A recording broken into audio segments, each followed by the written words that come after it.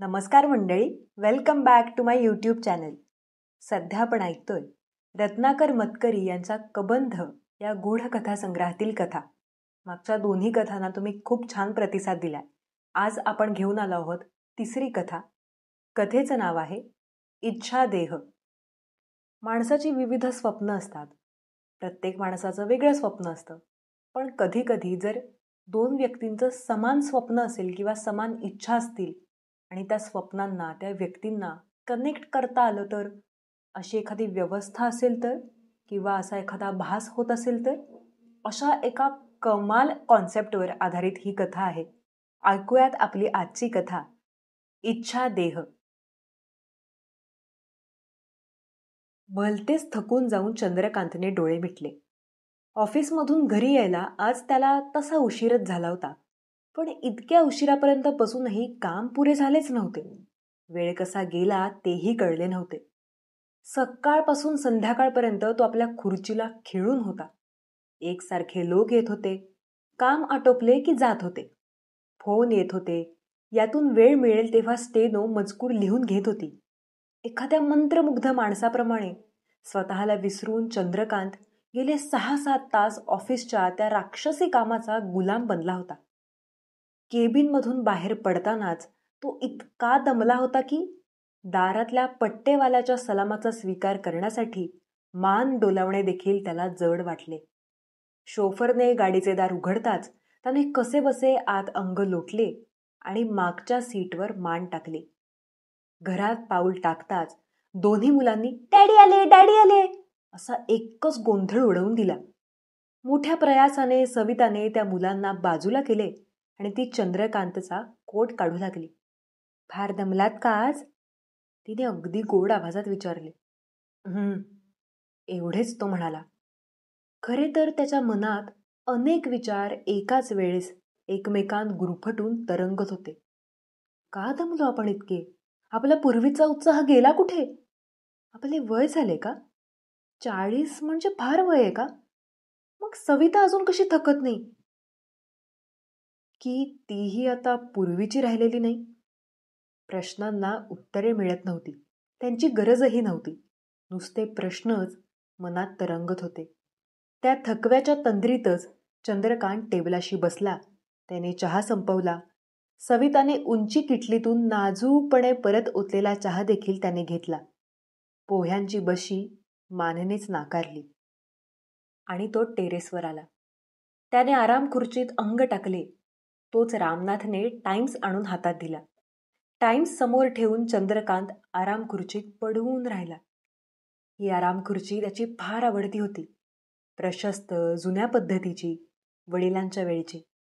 या खुर्चीत बसले आणि खुर्चीच्या रुंद पट्ट्याच्या हातावर हात ठेवले की सारा थकवा निथळून अंगावेगळा झाल्यासारखा वाटायचा. कुणीतरी अंगावरून हलकेच हात फिरवून, थकलास बेटा असे म्हणते आहे असे वाटायचे. नजरेसमोर टाइम्स होता, पण मनात तरंगणारे विचारांचे ढग तो वाचू देत नव्हते. सूर्याचे शेवटचे किरण डोळ्यांवर फिरत होते. नजर टाइम्सवर फिरत होती, पण विचार? सविता पूर्वी कशी दिसायची? नाजूक, सुंदर, चपळ. अजूनही ती सुंदर दिसते, पण त्या सौंदर्यामागे मेहनत जाणवते. वय वाढत असलेले जाणवू नये. पैसेवाल्या नवऱ्याची बायको म्हणून शोभून दिसावे असा त्या कष्टपूर्वक प्रसाधनामागचा स्पष्ट हेतू कळतो. तरुण असताना ती अव्यवस्थित राहिली तरी त्यात एक गोडवा असे. पण आपण तरी आता कुठे कॉलेजच्या वयातल्यासारखे दिसतो? कानावरचे केस देखील आता पिकू लागलेत. विचार गुरफटत जातात. धुके धुके पसरते. त्यावर मावळता सोनेरी प्रकाश. काही समजेनासे होते. आणि मग एकदम खुर्चीचा, टेरेसचा संबंधच तुटतो. खिडक्यांच्या पडद्यांवरच्या नक्षीकडे टक लावून पाहून चारुलतेला विलक्षण कंटाळा आला होता. मावळत्या सूर्याचे किरण पडून तो झिरझिरीत पडदा आता पुरता सोनेरी झाला होता. त्यावरची कातीव नक्षी आता अधिकच उठून दिसत होती. हे सारे दृश्य मोहक होते खरे, पण त्याकडे किती वेळ पाहत राहायचे? आधीच बिछाण्यात पडून राहून चारुलतेला जीव नकोसा झाला होता. हे वय काय असे बिछाण्यात पडून राहण्याचे? कॉलेजच्या 2ऱ्या वर्षाची मुलगी म्हणजे तारुण्यात पाऊल ठेवणारी गोजीरवाणी परीच. मूळची नाजूक गोरी चारुलता दिसायची ही परीसारखी. पण अचानक कसा कोण जाणे आजाराचा घाला आला आणि या परीचे पंखच कापल्यासारखे झाले. दिवसेंदिवस नुसता अशक्तपणा वाढत चालला होता. डॉक्टरांना लो ब्लड प्रेशर खेरीज कसलेही निदान होत नव्हते. अशक्तपणा चेंगटपणे साथ धरून होता आणि नुसते पडून राहिल्यानेच चारुलता थकत होती. पण शरीर पडून राहिले म्हणून मन काही स्वस्थ बसत नव्हते. बांधून ठेवलेल्या फुलपाखराचे पंख देखील फडफडतच राहतात. तसे ते मोकाट मन इवल्याशा आजारी शरीराला धडका देतच राही. त्याला नाना विषय सुचत. आपले वय खेळण्याचे, धावण्याचे, नटड्या मुरडण्याचे, प्रसाधनाचे, नाटकात कामे करण्याचे, नृत्य शिकण्याचे, मैत्रिणींबरोबर हौसमौज करण्याचे, आणखी प्रेमात पडण्याचे. तसेच कोणी प्रेमात पडण्यासारखे नाही मिळाले तर प्रेमाच्या कल्पनेवरच प्रेम करण्याचे. या कल्पनेने चारुलताच्या फिकुटल्या गालावर एक गुलाबी ठिपका चढला. तिची नजर दाराशी गेली. मोकळ्या दारातून बाहेरचे अंगण दिसत होते. अंगणाच्या भोवतीच्या दाट पानांचे कुंपण, जांभळ्या गोकर्णीच्या वेलींनी मढवलेली दरवाजाची कमान. दार मोकळेच होते. बहुधा ते मोकळेच असायचे. कुणी येत नसे की जात नसे. कुणाची तरी वाट पाहावीशी वाटे. उगाचच. कुणाची? प्रेमात पडावे असा एकही मित्र आपल्याला नाही. तसे मित्र आहेत पण ते अगदीच पोरकट, नुकतीच मिसरूड फुटत असलेले. त्यांच्याशी गप्पा मारण्यात वेळ कसा जाई ते कळत नसे. पण त्यांच्यावर प्रेम? छे ग बाई. प्रेम करायचे म्हणजे ते एखाद्या गंभीर, बांधेसूद पुरुषावर. तो आपल्या बरोबरीचा असताच कामा नये. आपल्याहून मोठा, खूप मोठा. आपल्याला अगदी छोटी मुलगी समजून तळहातावर नाचविल असा. मग आपणही त्याच्या तळहातावर नाचण्यात धन्यता मानू. इतर मुलींप्रमाणे रोमिओ मुलगे आपल्याला आवडत नाहीत. आपल्याला हवा अनुभवी, धीरगंभीर, प्रौढ माणूस. आपल्या या इतर मुलींपेक्षा वेगळ्या कल्पनेत गैर तर काही नाही असे ना का? ही माझी स्वतःची कल्पना आहे. जांभळ्या गोकर्णीच्या कमानीत कोणीतरी उभे? कोण असावे? चारुलता पडल्याच पण एकाग्रतेने पाहू लागली. कोणी ओळखीचे दिसत नाही पण गृहस्थ मोठा रुबाबदार वाटतो. चारुलता बेडवर उठून बसली. ओ हो, पाठीमागच्या सोनेरी ढगाच्या पार्श्वभूमीवर काय देखणा दिसतोय तो पुरुष. कधी नव्हे ती एकदम उत्साहाने उभी राहिली. उभी राहिल्या कशाचा तरी आधार घेण्याची आपली आजारातली सवय देखील ती विसरून गेली. तो गृहस्थ क्षणभरच कमानीत थांबला आणि मग तिच्याच रोखाने येऊ लागला. जशी काही तिची आणि त्याची जुनी ओळख होती. तसा तो मध्यमवयीनच दिसत होता. कानावरचे केस तर पिकू लागले होते, पण तरीही त्याचा भारदस्तपणा मोठा देखणा होता. किंचित थकल्यासारखा, पण आता उजळलेला. त्या स्मितात जो आत्मविश्वास होता तो त्या पोरगील्या रोमिओच्या चर्येवर कधीतरी पाहायला मिळणार होता का? चारुलता हसत हसत पुढे झाली. शरीरात एक नवीनच शक्ती खेळू लागल्यासारखे तिला वाटत होते. पाहता पाहता ती पायऱ्या उतरून अंगणात आली. गेल्या कित्येक महिन्यात तिला हे साधलेले नव्हते. तो हसत हसत तिच्याबरोबर परत दाराच्या दिशेने जाऊ लागला. गोकर्णीपर्यंत दोघे पोहोचली तेव्हा सूर्यास्त झाला होता. तिने क्षणभर आकाशातल्या शेवटच्या लालीकडे पाहिले आणि त्याच्याकडे वळून ती काहीतरी बोलणार इतक्यात तिला आश्चर्याचा जबरदस्त धक्का बसला. तिच्या शेजारी कोणीच नव्हते. म्हणजे आता कोणीच आले नव्हते. मग तो देखणा रुबाबदार मध्यमवयीन गृहस्थ तो केवळ भासच. भास म्हणावा तर ती कुणाबरोबर इथवर चालत आली होती. गेल्या कित्येक महिन्यात जे तिला साध्य झाले नव्हते ते ती एकाकी असे कसे करू शकली? काहीतरी होऊन गेले होते खास. कारण चारुलतेला एकदम ताजेतवाने वाटू लागले होते. ती सावकाश चालत परत आपल्या बिछाण्याशी गेली, पण तिचे मन राहून राहून विचार करीत होते. तो कोण होता? चंद्रकांतने डोळे उघडले तेव्हा त्याला प्रथम काहीच समजेना. आपण कुठे आहोत? आपल्याजवळ कोण उभे आहे? मग धुक्यातून हळूहळू स्पष्ट होत जाणारा सवितेचा चेहरा दिसला. शेजारी मुलांचे आवाज येत होते, डॅडी डॅडी. त्याने डोळे उघडताच सर्वांनी सुटकेचा निश्वास सोडला. पलीकडे उभ्या असलेल्या कुणाला तरी, बहुधा रामनाथलाच, सविता म्हणाली, उघडले डोळे. मग ती त्याला विचारू लागली, अहो कसं वाटतंय आता? बरं वाटतंय ना? समोर टेरेसची भिंत आपल्या ओळखीचीच, समोरची बिल्डिंगही नेहमी पाहतो तीच, ही आपलीच खुर्ची, आपण आपल्याच घरी आहोत. पण आलो कसे, कधी, आणि गेलो होतो कुठे? अंधुकपणे आठवू लागले. एक पिवळे लाल छपराचे देखणे घर, त्याच्या समोर एक अंगण, गोकर्णीचा वेल चढवलेली कमान. आपण दारात शिरलो आणि समोरच ती होती, अत्यंत कृश, एखाद्या चित्रकाराच्या कल्पनेसारखी तरल. कोण होती ती? अहो आत बेडरूम मध्ये झोपता का? हा सविताचा आवाज, गोड, थोडी लाडीक लकब, मुद्दाम साधलेली. बरं नाहीये ना तुम्हाला? चला घरात. मुलांनी त्याला हाताला धरून उठवले. बाहेर काळोख पडला होता. टेरेसवरचा नक्षीदार दिवा लावला होता. त्याला बेडवर झोपवताना सविता बोलत होती, काय घाबरवलं आम्हाला? मला वाटतं तुम्हाला चक्कर आली होती. अतिश्रम वाईट. आता रजा घ्या चांगली, विश्रांतीसाठी. चंद्रकांत काहीच बोलला नाही, पण त्याला उलट मघापेक्षा आताच अधिक ताजेतवाने वाटू लागले होते. एकच प्रश्न मन कोरत होता, ती कोण असेल? आपली तिची आजवर ओळखही नव्हती. कुठे तिला पाहिल्याचे आठवत नाही, पण तरीही आपल्याला पाहताच ती हसत हसत पुढे आली. किती सुंदर स्वप्न! 5 मिनिटे डुलकी लागली एवढ्यात इतकी सुंदर स्वप्न पडून गेले. स्वप्नच ते. थकलेल्या मेंदूला काहीही भास होतात, मग ती मुलगी ओळखीची कशाला हवी? पण तरीही स्वप्नापेक्षा ते अधिक खरे होते. स्वप्नात सारेच काही धूसर असते. इथे सगळे खरे खरे वाटत होते. फक्त ती मुलगीच नाही तर घर, अंगण, तो गोकर्णीचा वेल. आपल्या मनातल्या विचारांनीच त्या सुंदर भासाचे रूप घेतले. याविषयी चारुलतेला आता शंका राहिली नव्हती. म्हणून तिच्या तब्येतीची सारखी जपणूक करणाऱ्या थोरल्या भावाकडे ती त्याविषयी काहीच बोलली नाही.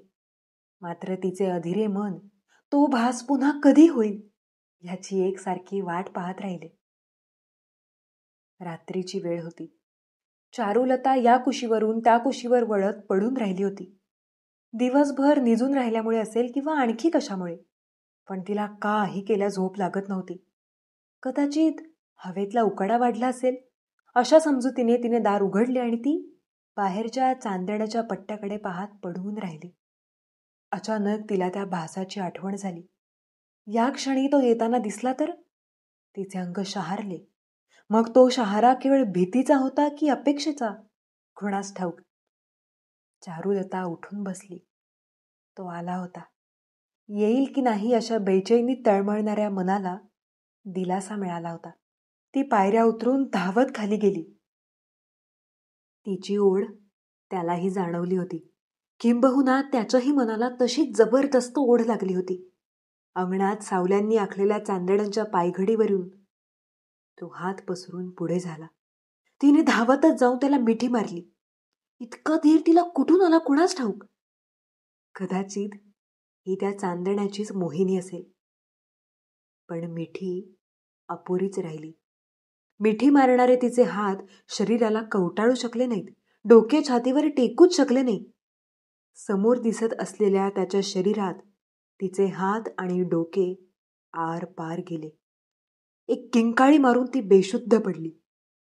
किंकाळी ऐकून भाऊ धावत आला. त्याला जमिनीवर पडलेली चारुलता दिसली.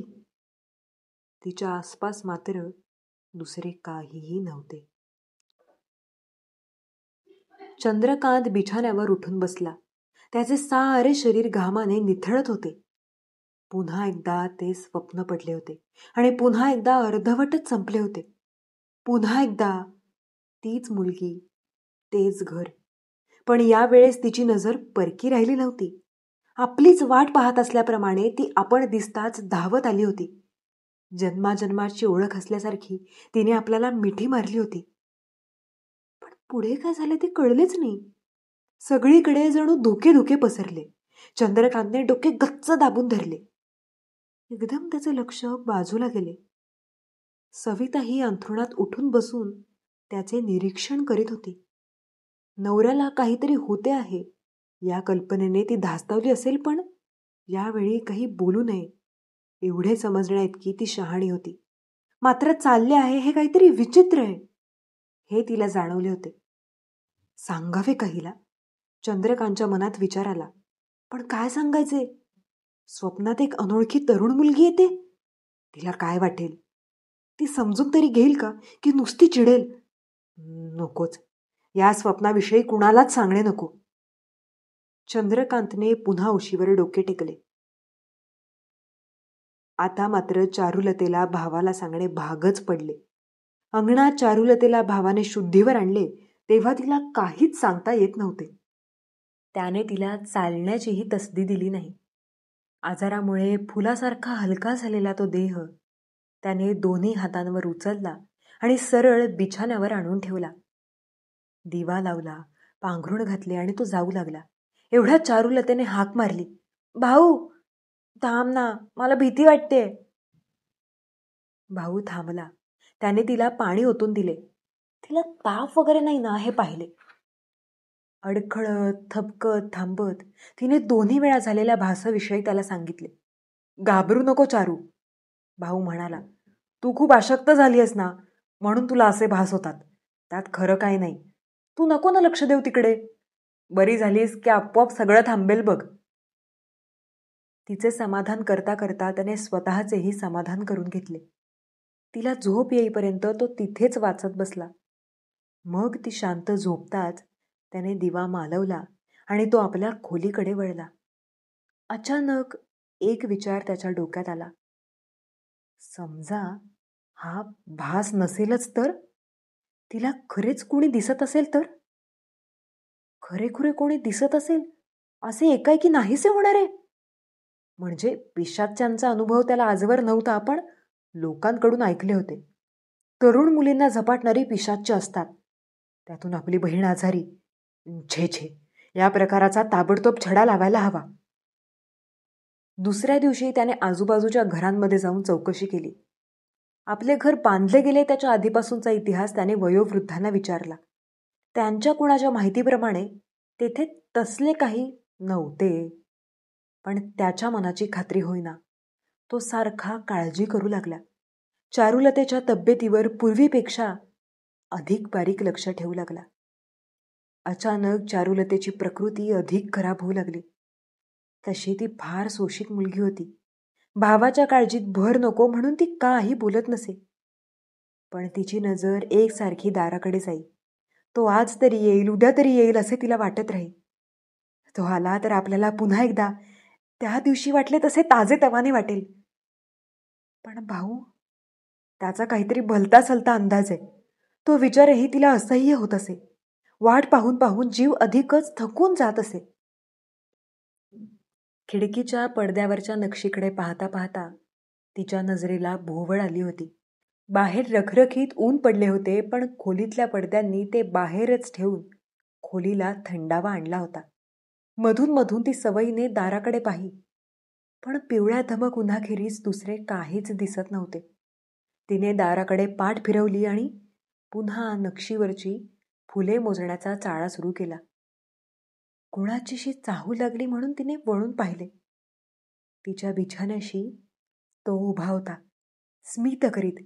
त्याचे डोळे जणू तिला विचारित होते. कसं वाटतंय आता? ती दचकून उठून बसली. तिच्यात पुन्हा एकदा नवी शक्ती संचारली होती. तिला म्हणावेसे वाटले, खूप खूप बरं वाटतंय, तुम्ही आलात ना म्हणून. पण ती काही बोलणार इतक्यात भाऊ आला. क्षणभर तो स्तंभित होऊन त्या दोघांकडे पाहत राहिला. बहिणीच्या शेजारी उभी असलेली ती पांढुरकी आकृती पाहता क्षणीच सारे त्याच्या ध्यानात आले. हाच हाच तो मध्यमवयीन माणूस ज्याच्याविषयी चारुलता बोलली होती, जो तिला त्या दिवशी रात्री. कोण आहात तुम्ही? सारे अवसान गोळा करून त्याने विचारले, पण उत्तर मिळाले नाही. जणू त्या आकृतीच्या तोंडून शब्द फुटत नव्हते, किंवा फुटत असले तरी ते त्यांना ऐकू येत नव्हते. सांगा, इथं काय येता तुम्ही? भाऊने पुन्हा विचारले, पण दुसऱ्याच क्षणी त्याच्या लक्षात आले की आपण हा प्रश्न समोरच्या खिडकीला विचारित आहोत. त्याच्या आणि खिडकीच्या मध्ये उभी असलेली ती रुबाबदार आकृती जणू पुसून काढल्यासारखी नाहीशी झाली होती. चंद्रकांतने डोळे उघडले आणि डॉक्टरांनी घाम पुसला. आज ऐन मीटिंगमध्ये एकाएकी चंद्रकांतला चक्कर आली आणि सगळे गडबडून गेले. ताबडतोब डॉक्टरांना बोलावणे गेले. तरी देखील सारे ऑफिसभर गडबड चालूच राहिली. डॉक्टरांनी त्याची नाडी बघितली. पुन्हा एकदा ब्लड प्रेशर घेतले. आता सगळं नॉर्मल आहे, ते म्हणाले. काळजी करायचं काही कारण नाही. चंद्रकांतला किंचित हसू आले. आपल्यासाठी सगळे लोक काळजीत पडतात आणि आपण त्यावेळी एका विलक्षण प्रसंगात सापडलेले असतो. शक्य असते तर आपण हे साऱ्यांना समजावून दिले असते, पण कसे समजावून देणार जिथे ते खुद्द आपल्याला समजले नाही तिथे. काळजीचे कारण नसले तरी चंद्रकांतने विश्रांती घ्यायलाच हवी, असे ऑफिसच्या डॉक्टरांचे आणि फॅमिली डॉक्टरांचे एकमत झाले. ऑफिसातून त्याला सक्तीने रजा देण्यात आली. सविताने ताबडतोब एका हिल स्टेशनवरच्या हॉटेलमध्ये जागा बुक केली. मुलांच्या शाळा बुडू नयेत म्हणून त्यांना मावशीकडे पाठवण्यात आले. पुन्हा एकदा मधुचंद्र साजरा करायचा आणि नवऱ्याला पूर्वीसारखा ठणठणीत बरा करून परत न्यायचा, याचा जणू सविताने विडा उचलला होता. पण चंद्रकांतला काही या ट्रिपचा फारसा उत्साह दिसत नव्हता. तो आपला स्वतःच्या तंद्रीत असल्यासारखा वागत होता.